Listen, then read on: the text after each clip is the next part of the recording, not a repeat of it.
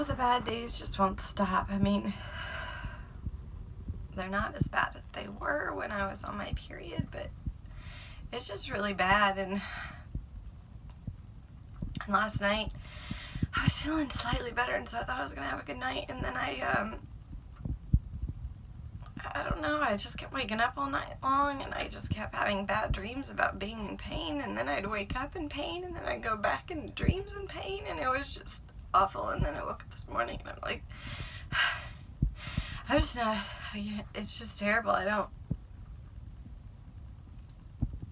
Why is this my life? Why is this happening to me? Why does my body react like this whenever I try to help it? It just gets, it's just so painful. And I was really hoping that this treatment wasn't going to be so hard on me, because everything I do to try to beat Lyme disease makes me feel so bad.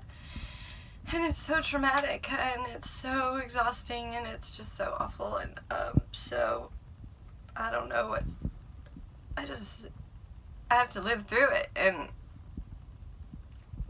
living through it is really hard. I mean, I can't stand being in bed anymore, so I'm like making myself get out of bed and like sit outside and watch my kids play or pull weeds or whatever. And I'm just like, it's pretty outside, so I'm trying to at least go outside, but oh my gosh, the pain is just out of control, and there's nothing that really helps it. And some of the things that kind of do help it, they're asking me not to do because they don't want to mess up the balance in my body. And I'm like, but I'm in so much pain that, I mean, usually I use coffee enemas to help with the pain, and they don't want me to have anything that has caffeine. And so this is awful, and I don't know what to do.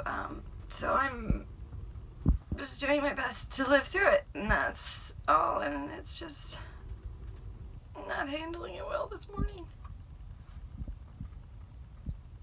I don't want to live like this. This has been my life. I mean, the pain has never gone away.